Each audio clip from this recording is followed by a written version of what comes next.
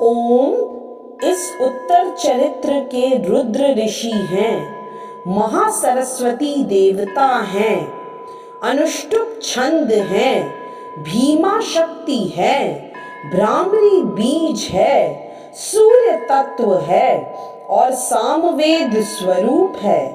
महासरस्वती की प्रसन्नता के लिए उत्तर चरित्र के पाठ में इसका विनियोग किया जाता है। जो अपने कर कमलों में घंटा, शूल, हल, शंख, मूसल, चक्र, धनुष और बाण धारण करती हैं, शरद ऋतु के शोभा संपन्न चंद्रमा के समान जिनकी मनोहर कांति है, जो तीनों लोकों की आधारभूता और शुंभ आदि दैत्यों का नाश करने वाली है, तथा गौरी के शरीर से जिनका प्राकट्य हुआ है, उन महासरस्वती देवी का मैं निरंतर भजन करता हूँ। ऋषि कहते हैं, पूर्व काल में शुंभ और निशुंभ नामक असुरों ने अपने बल के घमंड में आकर शचीपति इंद्र के हाथ से तीनों लोकों का राज्य और यज्ञ भाग छीन लिए। वे ही दोनों सूर्य, चंद्रमा, कुबेर, यम और वरुण के अधिकार का भी उपयोग करने लगे। वायु और अग्नि का कार्य भी वे ही करने लगे। उन दोनों सब देवताओं को अपमानित, राज्य भ्रष्ट, पराजित तथा अधिकारहीन करके स्वर्ग से निकाल दिया।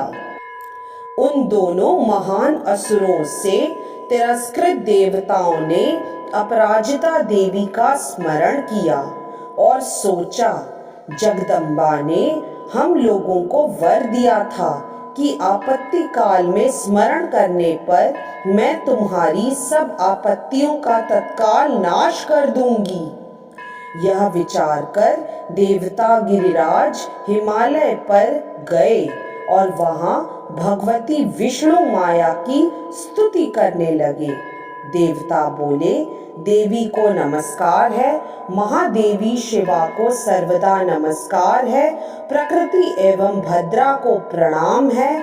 हम लोग नियम पूर्वक जगदम्बा को नमस्कार करते हैं, रौद्रा को नमस्कार है, नित्या, गौरी एवं धात्री को बारंबार नमस्कार है, ज्योत्स्नामयी, चंद्र रूपिणी एवं सुख स्वरूपा देवी को सतत प्रणाम है, शरणागतों का कल्याण करने वाली वृद्धि एवं सिद्धि रूपा देवी को हम बारंबार नमस्कार करते हैं।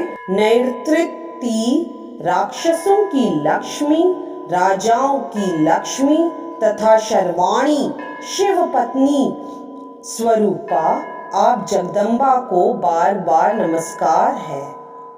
दुर्गा, दुर्गपारा, दुर्गम संकटों से पार उतारने वाली, सारा, सबकी सारभूता, सर्वकारिणी, ख्याति, कृष्णा और धूम्रा देवी को सर्वदा नमस्कार है। अत्यंत सौम्य तथा अत्यंत रौद्र रूपा देवी को हम नमस्कार करते हैं, उन्हें हमारा बारंबार प्रणाम है। जगत की आधारभूता कृति देवी को बारंबार नमस्कार है। जो देवी सब प्राणियों में विष्णु माया के नाम से कही जाती है, उनको नमस्कार, उनको नमस्कार, उनको बारंबार नमस्कार है। जो देवी सब प्राणियों में चेतना कहलाती है, उनको नमस्कार, उनको नमस्कार, उनको बारंबार नमस्कार है। जो देवी सब प्राणियों में बुद्धि रूप से स्थित है, उनको नमस्कार, उनको नमस्कार, उनको बारंबार नमस्कार है। जो देवी सब प्राणियों में निद्रा रूप से स्थित हैं, उनको नमस्कार, उनको नमस्कार, उनको बारंबार नमस्कार है। जो देवी सब प्राणियों में क्षुधा रूप से स्थित हैं, उनको नमस्कार, उनको नमस्कार, उनको बारंबार नमस्कार है। जो देवी सब प्राणियों में छाया रूप से स्थित हैं, उनको नमस्कार, उनको नमस्कार, उनको बारंबार नमस्कार है। जो देवी सब प्राणियों में शक्ति रूप से स्थित हैं, उनको नमस्कार, उनको नमस्कार, उनको बारंबार नमस्कार है। जो देवी सब प्राणियों में तृष्णा रूप से स्थित हैं, उनको नमस्कार, उनको नमस्कार, उनको बारंबार नमस्कार है। जो देवी सब प्राणियों में शांति, क्षमा रूप से स्थित हैं, उनको नमस्कार, उनको नमस्कार, उनको बारंबार नमस्कार है। जो देवी सब प्राणियों में जाति रूप से स्थित हैं, उनको नमस्कार, उनको नमस्कार, उनको बारंबार नमस्कार है। जो देवी सब प्राणियों में लज्जा रूप से स्थित हैं, उनको नमस्कार, उनको नमस्कार, उनको बारंबार नमस्कार है। जो देवी सब प्राणियों में शांति रूप से स्थित हैं, उनको नमस्कार, उनको नमस्कार, उनको बारंबार नमस्कार है। जो देवी सब प्राणियों में श्रद्धा रूप से स्थित हैं, उनको नमस्कार, उनको नमस्कार, उनको बारंबार नमस्कार है। जो देवी सब प्राणियों में कांति रूप से स्थित हैं, उनको नमस्कार, उनको नमस्कार, उनको बारंबार नमस्कार है। जो देवी सब प्राणियों में लक्ष्मी रूप से स्थित हैं, उनको नमस्कार, उनको नमस्कार, उनको बारंबार नमस्कार है। जो देवी सब प्राणियों में वृत्ति रूप से स्थित हैं, उनको नमस्कार, उनको नमस्कार, उनको बारंबार नमस्कार है। जो देवी सब प्राणियों में स्मृति रूप से स्थित हैं, उनको नमस्कार, उनको नमस्कार, उनको बारंबार नमस्कार है। जो देवी सब प्राणियों में दया रूप से स्थित हैं, उनको नमस्कार, उनको नमस्कार, उनको बारंबार नमस्कार है। जो देवी सब प्राणियों में तुष्टि रूप से स्थित हैं, उनको नमस्कार, उनको नमस्कार, उनको बारंबार नमस्कार है। जो देवी सब प्राणियों में माता रूप से स्थित हैं, उनको नमस्कार, उनको नमस्कार, उनको बारंबार नमस्कार है।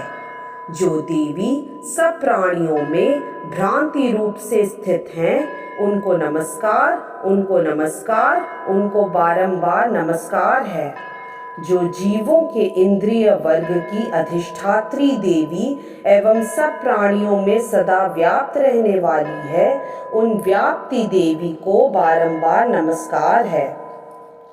जो देवी चैतन्य रूप से इस संपूर्ण जगत को व्याप्त करके स्थित है, उनको नमस्कार, उनको नमस्कार, उनको बारंबार नमस्कार है। पूर्व काल में अपने अभीष्ट की प्राप्ति होने से देवताओं ने जिनकी स्तुति की तथा देवराज इंद्र ने बहुत दिनों तक जिनका सेवन किया, वह कल्याण की साधन भूता ईश्वरी हमारा कल्याण और मंगल करे तथा सारी आपत्तियों का नाश कर डाले। उद्दंड दैत्यों से सताए हुए हम सभी देवता जिन परमेश्वरी को इस समय नमस्कार करते हैं तथा जो भक्ति से विनम्र पुरुषों द्वारा स्मरण की जाने पर तत्काल ही संपूर्ण विपत्तियों का नाश कर देती है, वे जगदम्बा हमारी संकट दूर करें।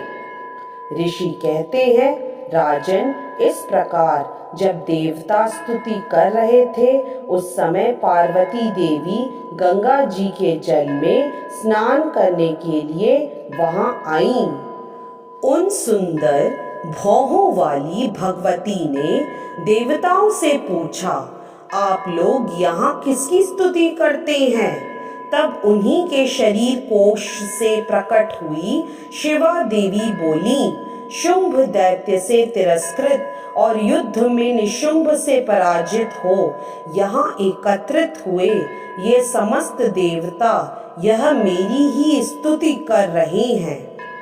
पार्वती जी के शरीर कोश से अंबिका का प्रादुर्भाव हुआ था, इसलिए वे समस्त लोकों में कौशिकी कही जाती हैं। कौशिकी के प्रकट होने के बाद पार्वती देवी का शरीर काले रंग का हो गया, अतः वे हिमालय पर रहने वाली कालिका देवी के नाम से विख्यात हुई। तदनंतर शुंभ निशुंभ के भृत्य चंड मुंड वहां आए और उन्होंने परम मनोहर रूप धारण करने वाली अंबिका देवी को देखा।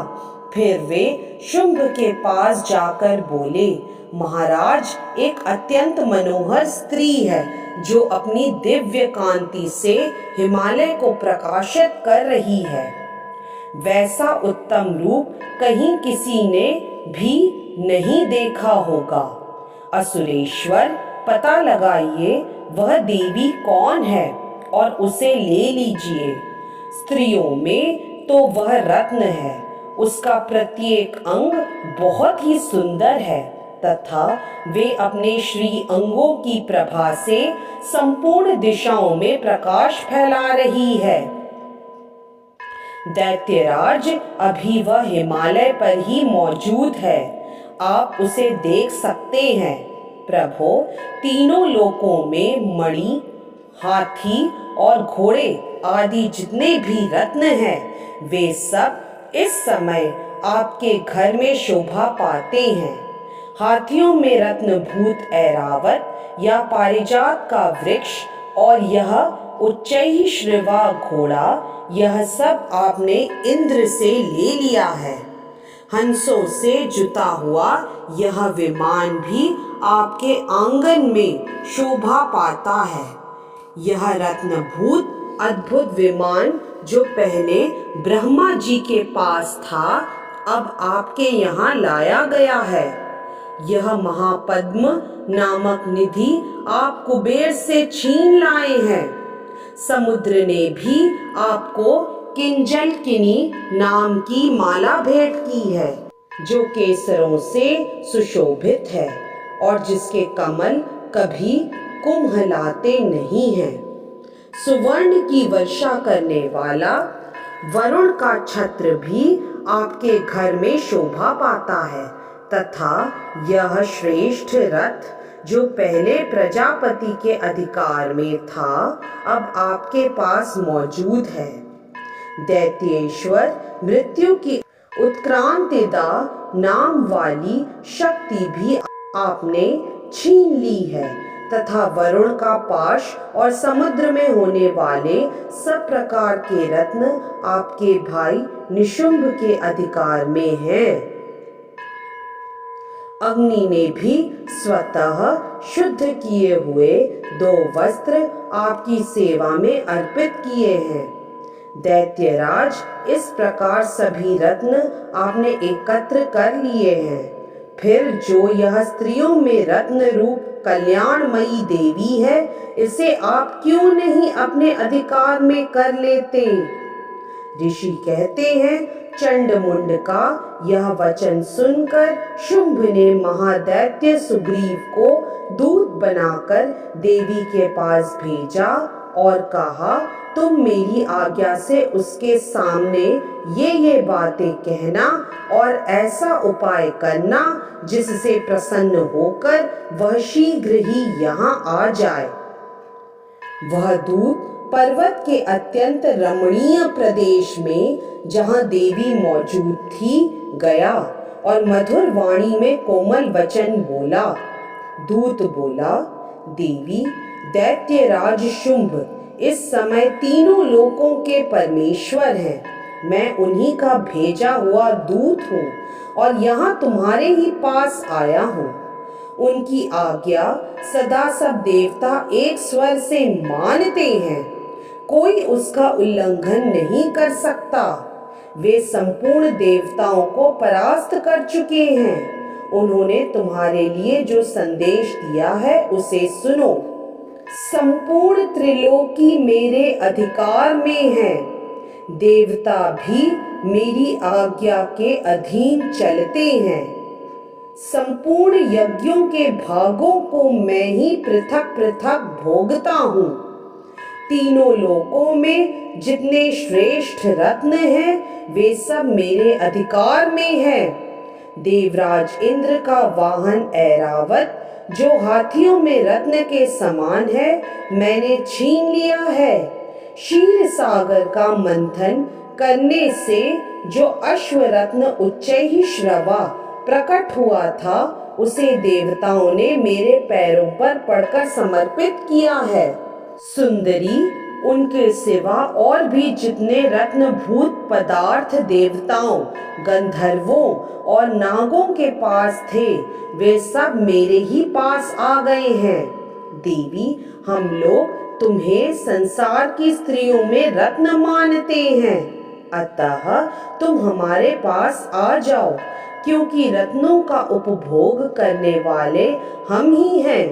चंचल कटाक्षों वाली सुंदरी, तुम मेरे या मेरे भाई महापराक्रमी निशुंभ की सेवा में आ जाओ, क्योंकि तुम रत्न स्वरूपा हो। मेरा वरण करने से तुम्हें तुलना रहित महान ऐश्वर्य की प्राप्ति होगी।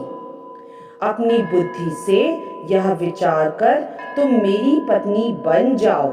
ऋषि कहते हैं, दूत के यूं कहने पर कल्याणमयी भगवती दुर्गा देवी जो इस जगत को धारण करती है मन ही मन गंभीर भाव से मुस्कुराई और इस प्रकार बोली। देवी ने कहा, दूत, तुमने सत्य कहा है, इसमें तनिक भी मिथ्या नहीं है। शुंभ तीनों लोगों का स्वामी है और निशुंभ भी उसी के समान पराक्रमी है, किंतु इस विषय में मैंने जो प्रतिज्ञा कर ली है उसे मिथ्या कैसे करूं? मैंने अपनी अल्प बुद्धि के कारण पहले से ही जो प्रतिज्ञा कर रखी है उसे सुनो।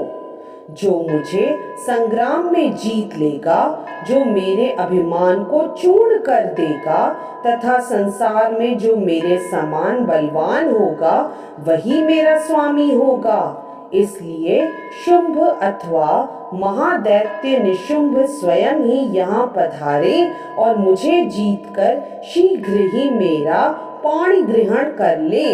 इसमें विलंब की क्या आवश्यकता है? दूत बोला, देवी, तुम घमंड में भरी हो, मेरे सामने ऐसी बातें न करो। तीनों लोकों में कौन ऐसा पुरुष है जो शुंभ निशुंभ के सामने खड़ा हो सके? देवी, अन्य दैत्यों के सामने भी सारे देवता युद्ध में नहीं ठहर सकते, फिर तुम अकेली स्त्री होकर कैसे ठहर सकती हो?